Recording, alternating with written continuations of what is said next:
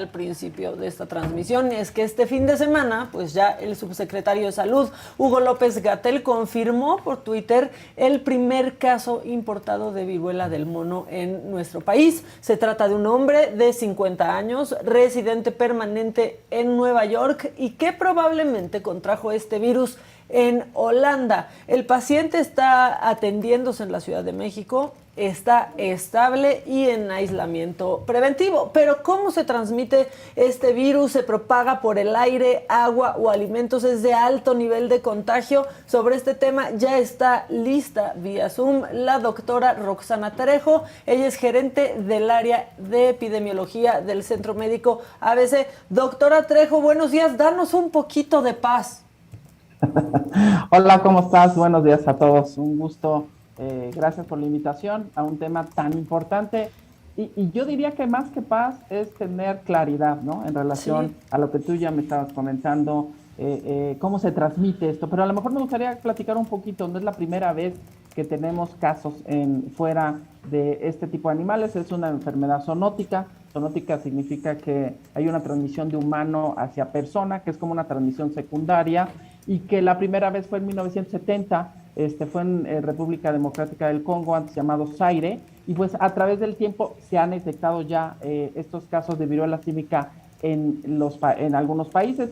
La primera vez fue en 1970, fue donde se empezó a detectar estos casos. Después de 1996, en 2003 también existieron casos fuera de África, por ejemplo en Estados Unidos, y ahí se relacionó contacto con perros de las praderas que estaban infectados, porque si pensamos en animales, pues hay un tipo de animal que es el portador, que hoy sabemos que tiene que ver con los primates y que tiene también que ver con los roedores, ¿no? Son el medio donde normalmente se mantienen. Y ahora, pues en 2018 también hubo casos en Reino Unido, y en 2019 también hubo casos, y hoy, por ejemplo, en 2021, pues ya llevamos bastantes casos alrededor del mundo. El primero, como comentabas, en México, que se acaba de notificar, de esta persona que viajó y que al final se rastrea, se hace como una investigación epidemiológica, cómo fue el contacto, ¿no? Con quién tuvo contacto, si fue con animales directamente, fue con personas, y si esas personas también estaban enfermas. Y creo que es un tema interesante porque lo que te decía de antecedente, pues eran algunos casos en algunos países se contenía, y hoy ya observamos que pues ya la región de las Américas estamos dentro. O sea, doctora, no estamos hablando de una enfermedad que no hubiera registrado casos en años, simplemente que no había registrado tantos casos.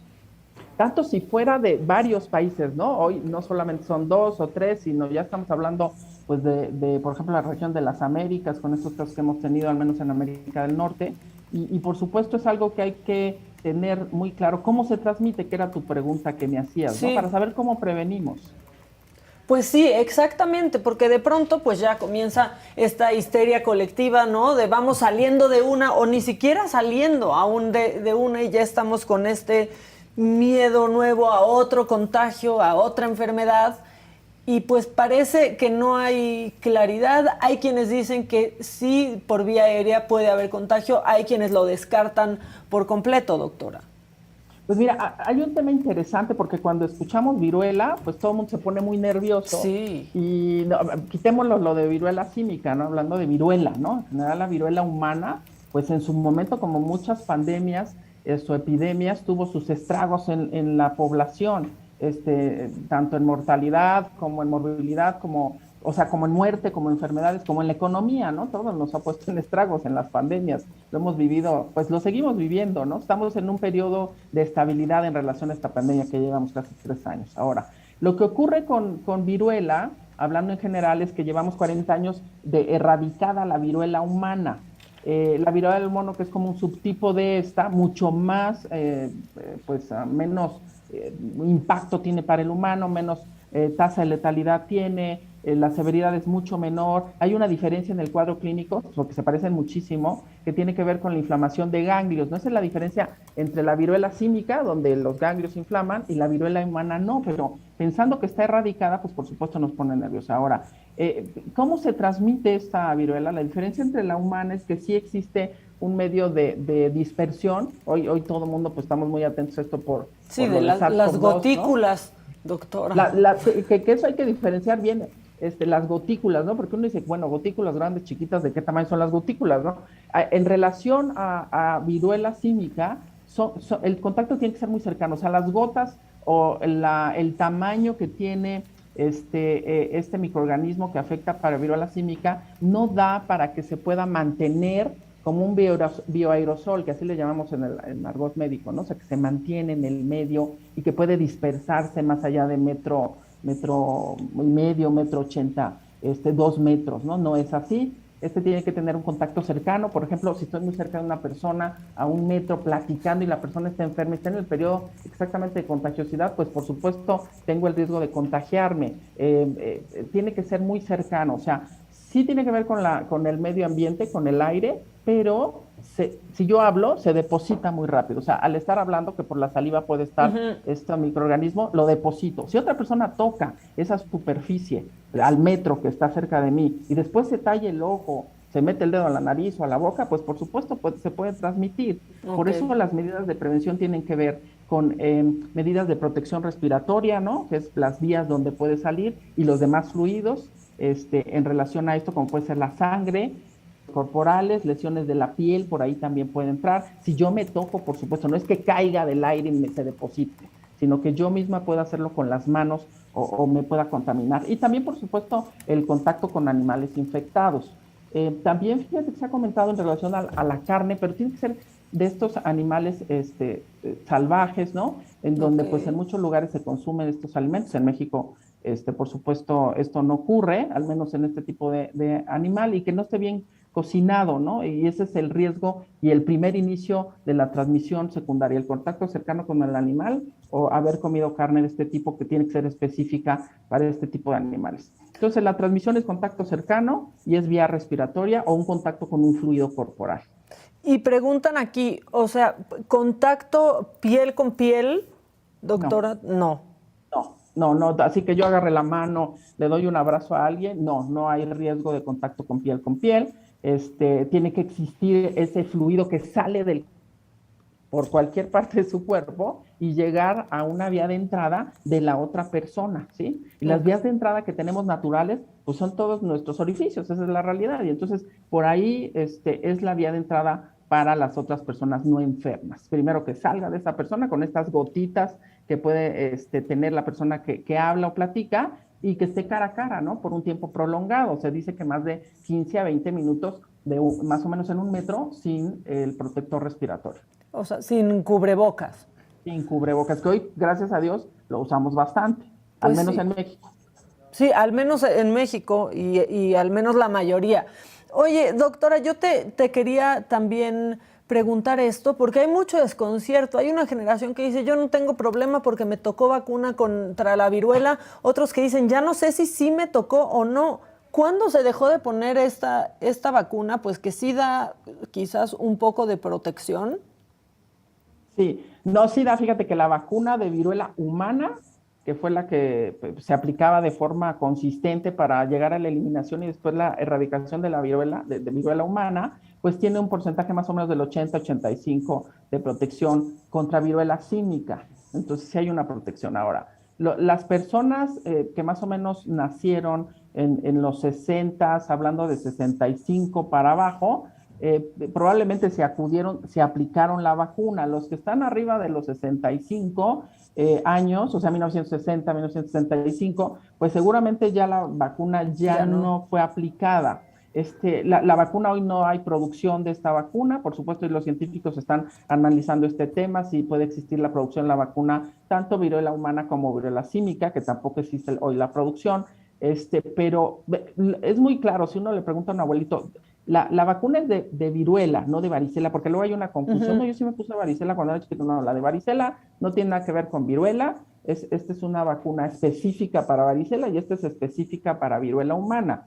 Entonces, es una cicatriz que normalmente tienen detrás del hombro. La que es para tuberculosis la tiene exactamente en la zona del deltoides.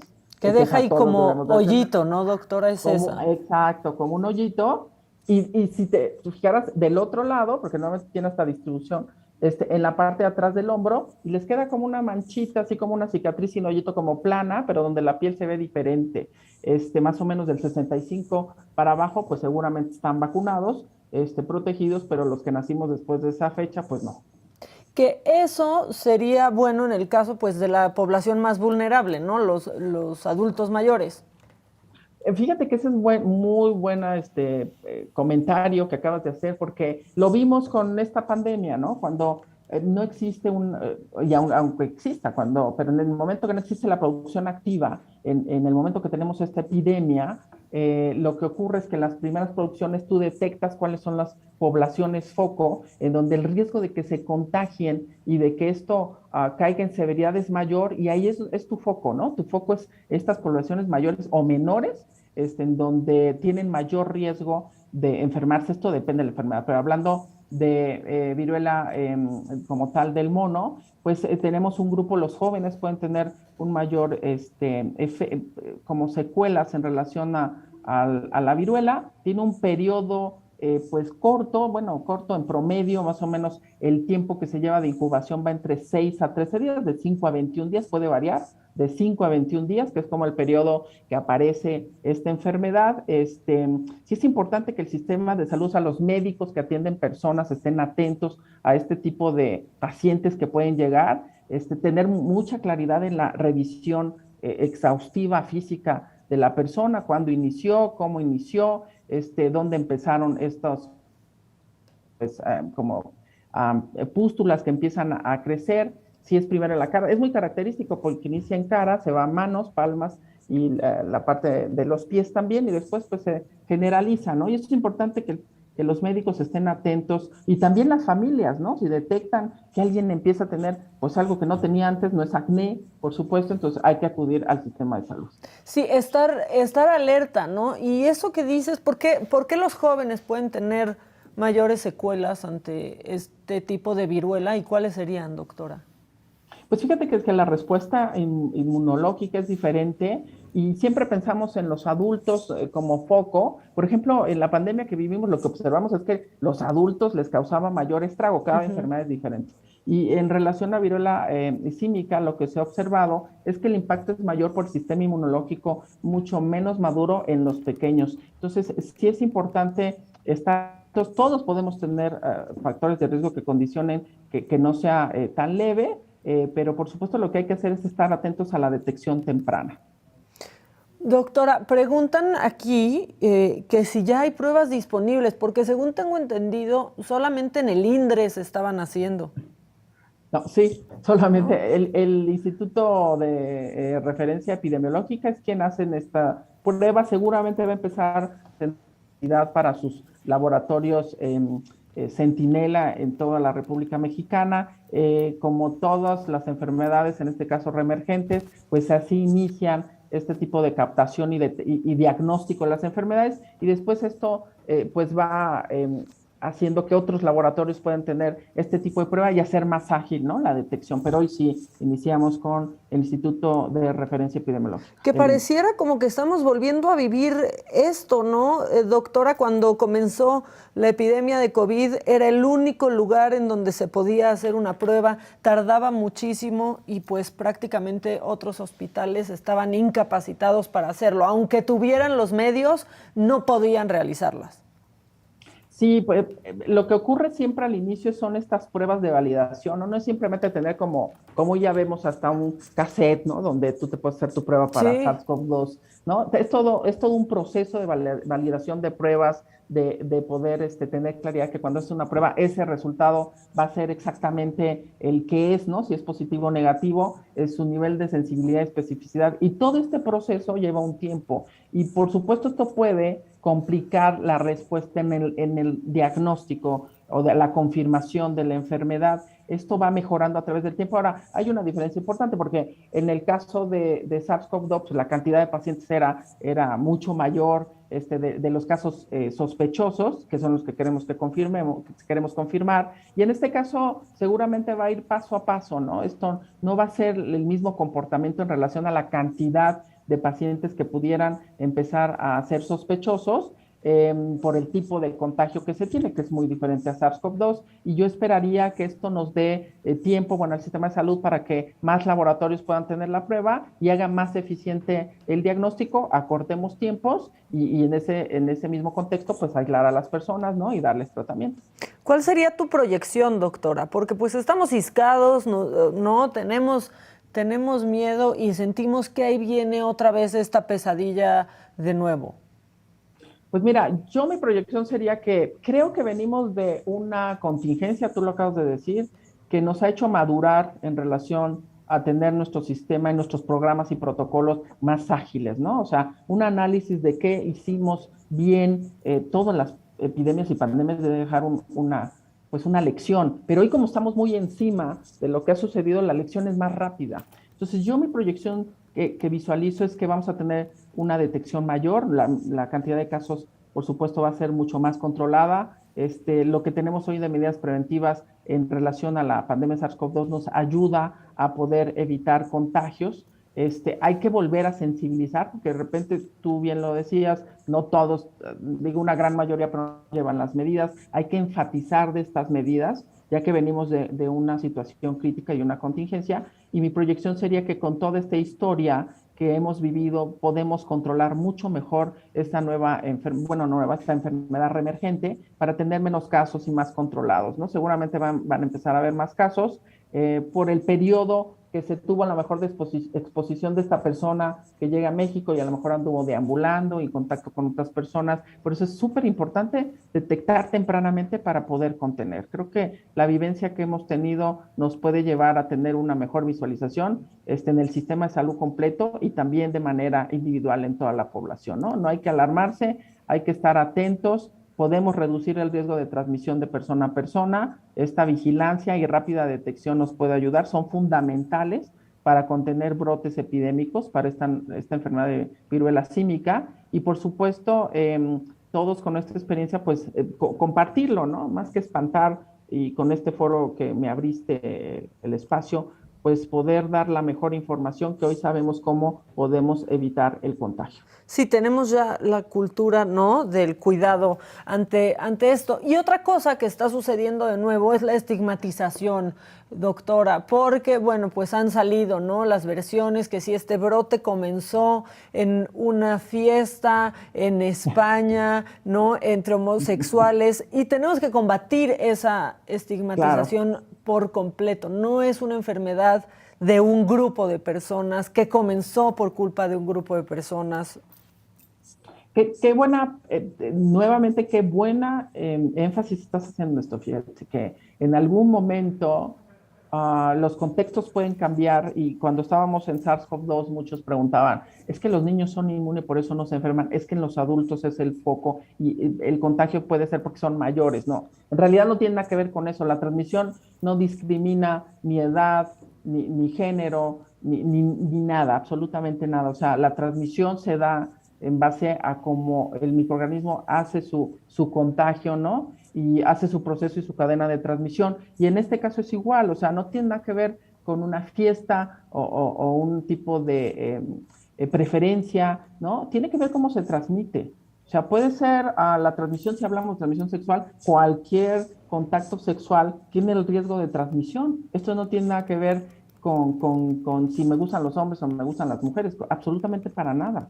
O sea, la transmisión no discrimina, o sea, no tiene que ver con que seas pobre o seas rico, mujer u hombre, ¿no? En este caso, pues la transmisión se da a través de los fluidos, así es. Sí, tiene que ver en cómo te proteges, ¿no? En general. Cómo te cuidas, por supuesto, por supuesto. Oye, doctora, pues muchas gracias. Aquí preguntan, y ya, pues para acabar con calambre esta entrevista, sí preguntan los síntomas. Ya estamos hartos de hablar de síntomas, de estar paranoicos y atentos a cualquier cosa distinta en nuestro cuerpo, pero tenemos que hablar de eso. Entonces, pues preguntan síntomas iniciales, doctora. Pues mira, el periodo de invasión que va entre los 0 y 5 días está caracterizado por fiebre, cefalea, o sea, dolor de cabeza intenso, se te inflaman los ganglios, hay dolor, puede haber dolor lumbar, puede haber dolor de músculos, cansancio, o sea, fatiga de energía, La característica, les decía yo, de los ganglios inflamados, la diferencia en relación a otro tipo de padecimientos exantemáticos, erupción cutánea, o sea, comienza después del primer y tercer día de la aparición de la fiebre, se empieza a extender esta erupción cutánea, va evolucionando de manera secuencial a máculas, o sea, lesiones que se observan en la base de la planta de los pies o de las palmas de las manos, o estas pápulas también ligeramente elevadas, hay vesículas, cada una tiene sus diferencias, pero son muy características, y bueno, al final unas pústulas que se llenan de líquido y se hace una costra, ¿no? Se hace una costrita. En casos graves, estas lesiones pueden unirse, ¿no? Y hacer como si fuera un conglomerado, ¿no? De papulitas o de máculas, pueden hacerse grandes, y bueno, así es como evoluciona la enfermedad. Por eso es importante detectar claramente, si alguien tiene fiebre, pues visualizar qué más ocurre, ¿no? Nada más se queda con fiebre, a lo mejor es otra enfermedad infecciosa. Si le duele el cuerpo, a lo mejor tiene que ver con alguna actividad que hizo. Hay que tener mucha claridad en el momento que inicia la sintomatología, qué hiciste antes, qué más tienes en esta fiebre o dolor de cabeza, ganglios inflamados, y observar si empieza esta erupción cutánea y, por supuesto, acudir al médico. ¿Ganglios inflamados en general, doctora, o alguna zona en específico? Pues no hay zonas específicas, ¿eh? Esto es en general. Puede ser tanto la parte que tenemos maxilar, ¿no? Que aquí también tenemos ganglios también en la zona del cuello, tenemos ganglios también en las axilas, y por supuesto lo que es importante es observarse, ¿no? Tocarse y en el médico hacer una revisión exhaustiva del cuadro clínico. Pues muy bien, doctora. Digo, muy mal, pero muy bien su explicación. A cuidarnos y a estar atentos, sin apanicarnos, pero sí estar alerta, ¿no? Estar alerta y atentos y dar esta información certera, y por supuesto estar preparados en caso de empezar a tener casos en las instituciones de salud, como puede ser mi caso donde hoy laboro. Gracias. Muchas gracias, doctora Roxana Trejo, gerente del área de epidemiología del Centro Médico ABC. Y así